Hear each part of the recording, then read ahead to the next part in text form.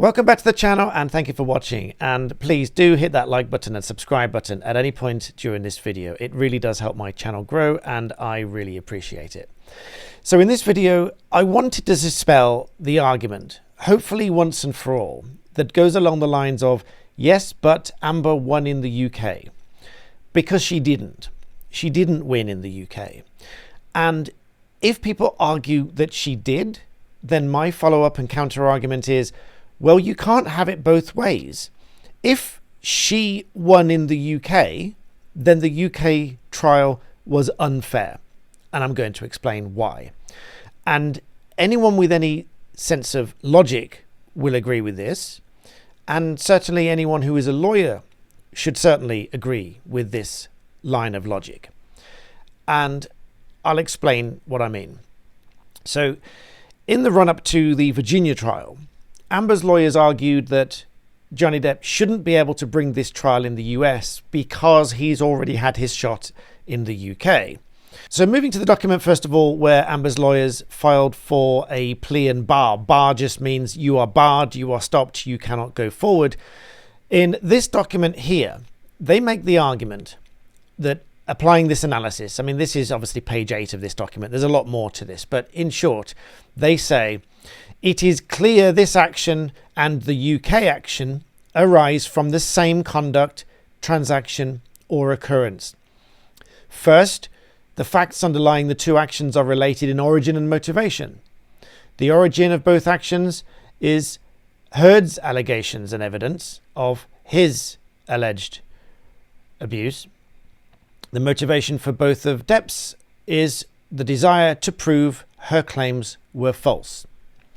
And it goes on to say the facts underlying the two actions are related in time and space, and so on and so forth. So, in other words, they tried to stop the Virginia trial from happening on the argument that they were the same arguments, the same claim, the same dispute, the same parties, etc. They even argued to this point, i.e. that Amber was the effective opponent, by bringing in Johnny Depp's lawyers' arguments in the UK trial that Amber Heard was the effective opponent and thus should have been liable to the same disclosure obligations, disclosure and discovery being synonymous. You see what I did there? So in this document again, you see here, Amber Heard's lawyers say, while Heard was not a formal party to the UK litigation, Depp argued that the effective opponent was Miss Heard. And so their argument there, they are using Johnny Depp's argument that she was the effective opponent. And thus, because she was the effective opponent, he's already had his case in the UK and it shouldn't be heard in Virginia. However, as I said, you can't have it both ways. Because if you are a party to a trial, if you are the defendant, or even if you are the claimant, or a third party named as a party to the litigation, not just a third party, not a party to the litigation, if that makes sense. You can be a third party non-party, but you can be a third party party, if that makes sense. If you are a named party to the litigation, you are subject to the normal disclosure rules, meaning you have to provide any document that could either undermine your own case or assist your opponent's case. That is disclosure and that is discovery. It's the same thing. Amber Heard was not a party in the UK. She was not subject to the same disclosure obligations in the UK. However, as I said, Johnny Depp's lawyers argued that she was the effective opponent, so they made an application for third-party disclosure so that she should have provided those documents. Even Amber's lawyers, in their attempt to get the Virginia trial struck out, argued that Johnny Depp's lawyers argued that she was the effective opponent. And yet, she was not subject to the same rules of disclosure. This is what the judge had to say in the UK trial about exactly this at paragraph 576. He says that several times in the course of this litigation, Mr. Sherborne, for Mr. Depp, suggested that there was an unfairness to him because his effective opponent was Amber Heard, and yet she was not a party. She had no obligation to make disclosure, and she provided information to the defendants being the newspaper and the editor, at different times at her choice.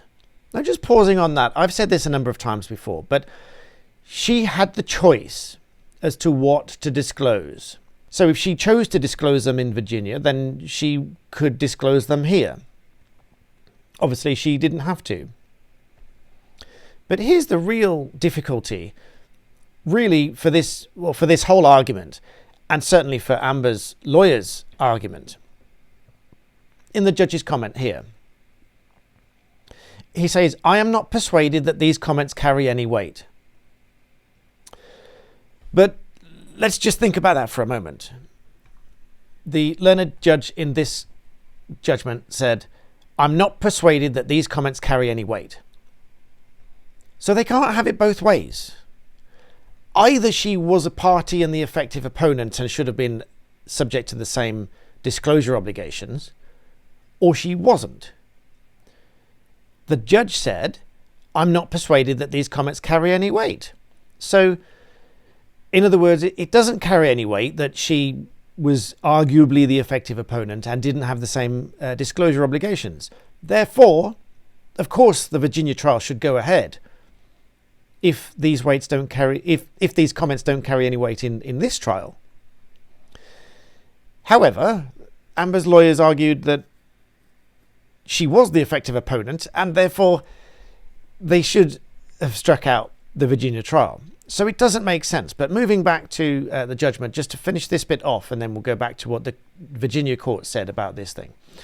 So the judge here says, because she was not, go back a bit. The judge says, it is of course right that Amber was not a party in the proceedings. Because she's not a party, she was not obliged to make disclosure.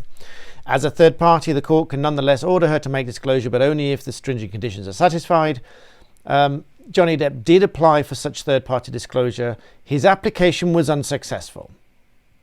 So the court refused to order Amber to disclose the documents sought to be relied on by Depp's lawyers. Now, moving now to what the court said in Virginia. The court gave a long opinion on this very point as to whether or not the trial should be barred, having been litigated previously. And the principle of collateral estoppel, which is you've done this before, we've done this before, we have to stop. Privity being very effectively the same opponent, which is the argument here. It was Johnny Depp's argument in the UK, but if that argument was accepted, then she should have been subject to the same disclosure obligations. That was refused. So long and short of it is, the Virginia court said, no, they're not effectively the same opponent, because it was a newspaper, they wrote an article, she wrote a different article, so on and so on. Mutuality is a similar thing. But moving to this point here, which is an interesting point the court makes, defendant's claim of res judicata, which essentially is, again, we've done this before, let's not do it again because it'd be unfair, is especially puzzling, the court says. At the time, plaintiff, which of course is Johnny Depp, initiated this suit against the Sun in the UK, defendant, Amber Heard, had not even released her op-ed. Johnny Depp's defamation claim in the UK was based on a completely different statement than the present case. The specific statements uttered in defamation cases are incredibly important, so on and so on. And further here, it would be nonsensical to find that any statement relating to whether he did this, for YouTube reasons, from the same transaction or occurrence simply because they come from the same origin. Therefore, given the lack of privity and the separate occurrences in question, res judicata is inapplicable. And ultimately, the court gives a long opinion as to why they declined this request for plea and bar to essentially prevent that trial from going forward. So my point is this, you can't have it both ways. If someone is to be claiming victory for a trial, they needed to be party to that trial. And if they were party to that trial, then they'd be subject to the same disclosure obligations in that trial.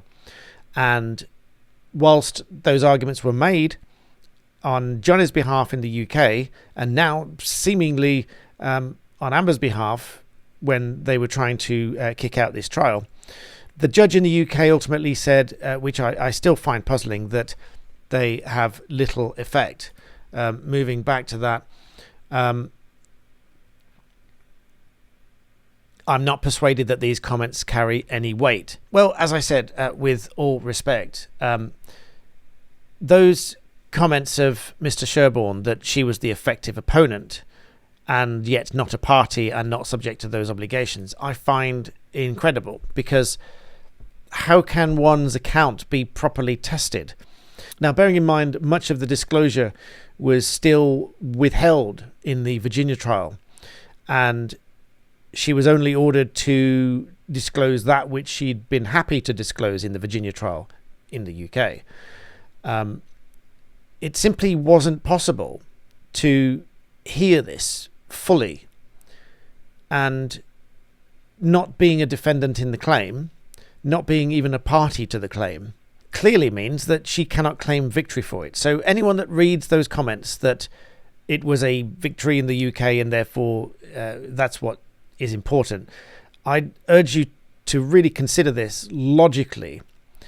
It is a bit like someone who was never in the football game trying to claim victory just because, I don't know, they signed the ball at some point. It's quite outrageous.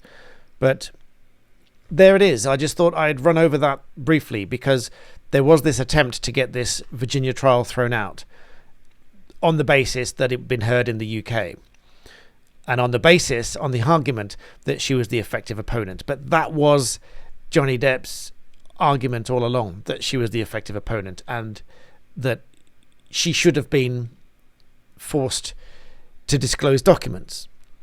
And so for her own lawyers to make the same argument in Virginia, to which the UK judge didn't apply any weight, it just seems a bit far-fetched for her to then say, well, we won in the UK, I won in the UK. She didn't, and that's the bottom line. She didn't win in the UK.